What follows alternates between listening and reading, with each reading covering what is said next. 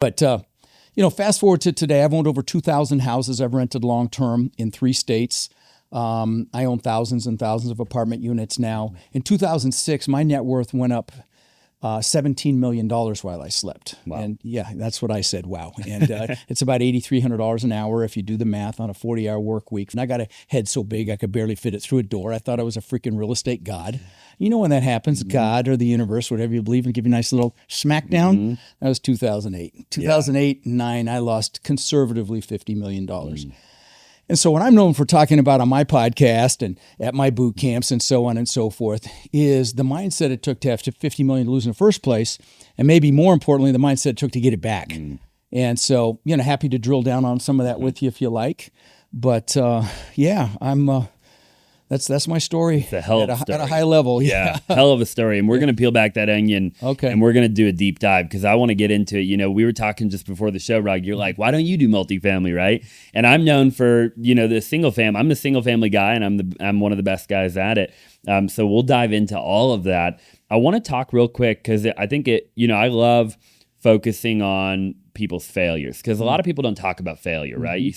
All we see is success every freaking day of our life, but you had this great big failure. I call it a seminar, by the way, because it's only a failure. You don't get your ass back up, and you don't get the lesson. But you got the lesson, right? Right. But $50 million in 2008. 2008 and right? 9, yeah. I mean, what happened? Let's just peel back that onion a little bit. Well, first, let's talk about failure in general for a moment, okay? Because I think it's a relevant conversation. So we really failed our way to success. It's never a failure if you don't get back up. I mean, unless you don't get back up, okay? And, I've built 28 businesses in my career. Several worth tens of millions of dollars. I've got 3 right now that are. Most were spectacular, flaming seminars, okay?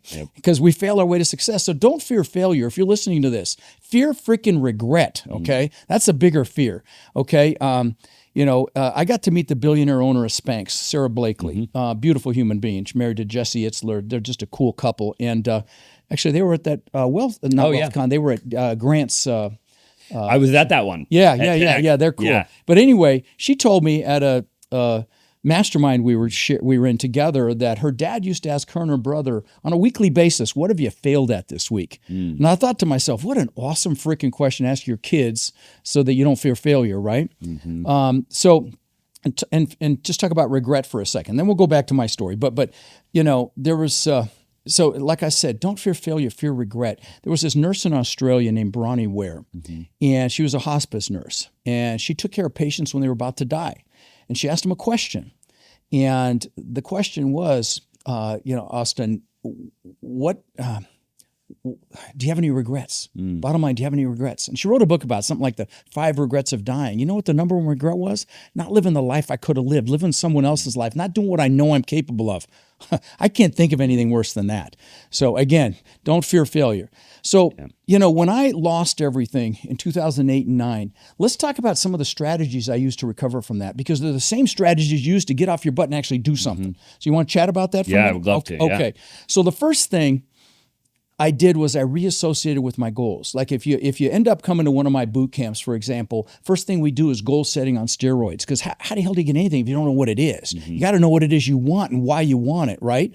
And so that was the first thing I did, was reassociate with what I wanted. Because it would have been real easy to focus on the failure, okay? And some people make it their story forever. I use it to teach. I don't, I didn't have it become my identity. I just use it to teach the lessons in it. But it could have easily become my identity as well. And so it's critical that you focus on the positive, not the negative, because, whatever you focus on gets larger, both positive or negative, right? And so I reassociated with my goals. Then the next piece in this thing is you have to make a decision. And the Latin root for the word decision means to cut off, okay? It's not dipping your freaking toe in the water. It's not 1 foot in, 1 foot out. When you decide, it is done, okay? It is done. And then you're like a train on a track. And if you don't make that decision, you're going to get knocked off track, okay? And once you make that decision, then you're 100% committed. And the Latin root for the word decision, like I said, means to cut off. So if you're going to attack the island in battle, a great analogy for this, you're going to attack the island in battle, you burn your ships, so you're taking their damn ships home. That's a decision. And so you make a decision. Then the next piece is you got to take the first step. So for me, it was just picking myself back up, crawling out from under the rock I was hiding under, feeling sorry for myself and getting back on the treadmill again. And I built a litigation support company that had 80 employees at one time out of the ashes of all that. I was helping families save their homes that were losing them in foreclosure. I built law firms in 5 states. We stopped the foreclosures through litigation. And then I had 60 people in the back office doing loan modifications. It was we saved thousands of people's homes. Wow. But anyway, but I had to take that first step to get back on my feet. And it's the same thing if you're listening and you haven't taken action yet. Maybe you're in a rat race W-2 job and you know your family deserves more. You know you deserve more. You got to make the decision. That's number one. And then you got to take that first step. You got to take that leap of faith. And, I'm sure like me, you have a lot of analytical listeners. And listen, if you're analytical, I love you. You know who you are. And you know how you have to check off every freaking box before you make a move. You can't do that here. You've got to make that move. And, you take, and I'll tell you, I see it with my students, and you probably do as well. It's that first deal. It's the scariest. It's the most stressful. It takes the longest. And I'm kicking my students in the butt. Okay, I know it's been 6 months. I know it's been 8 months. I don't care. Keep going. And then they get that first deal, and then they have 4. I'm like, what the hell just happened? It's that law of the first deal, and it's that first step. But you got to take that first step. And Dr. Martin Luther King said, "You take that first step in faith, the next step will be revealed." Even Lao Tzu, thousands of years ago, said the journey of 1,000 miles begins with a single step. But you got to take that step.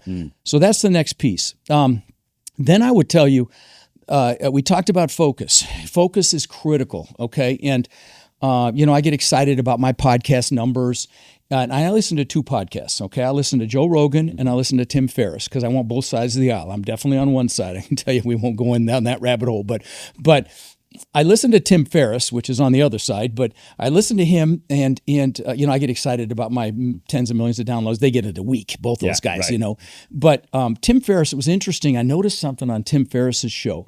Is, he interviews the best of the world, the best athletes, Michael Phelps, NFL, NBA players, best actors, Arnold, Jamie Foxx, Ed Norton, Hugh Jackman, billionaires like Ray Dalio, heads of the biggest companies in the world like Zuckerberg.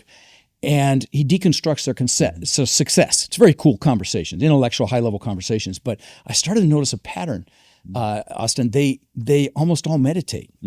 What does meditation enhance? Focus. I think the most successful people on the planet have the highest degree of focus. It's something I struggle with. So many of us are, watching Netflix, scrolling through freaking, video, social media while we're doing it, which kills our focus. But focus is super important. So that's the next piece. And it's so easy to focus on what you don't want. That's why the goals are so important. So that you have those in front of you to focus on what you want. So that's the next piece.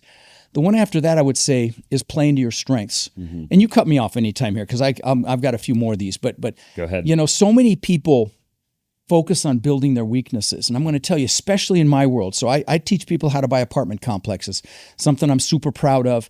I've been teaching somewhere between 5 and 6 years, and my students own, I think, close to 210,000 units. Wow. Very proud of that.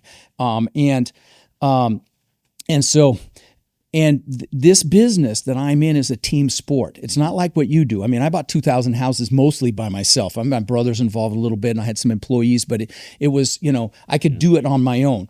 You're not going to do that when you're taking down 10, 20, 30, 40, $50 million apartment complexes. It's a team sport. And so it's critical you play to your strengths. And I would say this applies to any business that you get into, okay? Why? Because your strengths are your greatest assets, okay? And if you're playing to your strengths, you're loving what you're doing. And if you love what you do, work is play. You never work another day in your life. So play to your strengths and hire a line or partner for your weaknesses. And like in the multifamily space that I'm in, it requires an analytical person, okay? But it also requires someone that build relationships, more outgoing, introvert, extrovert. That's a match made in hell in my space. I mean, match made in heaven. Sorry, not hell. Sorry, going a little too fast. I had too much coffee. So I mean, that's the perfect scenario in my space, analytical with outgoing. And, sometimes you meet somebody that's both, but very often that's, like my last partner was a CPA, the one after that, super analytical. And so, again, play to your strengths because the other reason why you want to play to your strengths is if you love what you do, which you would if you're playing to your strengths, is you'll be passionate about it.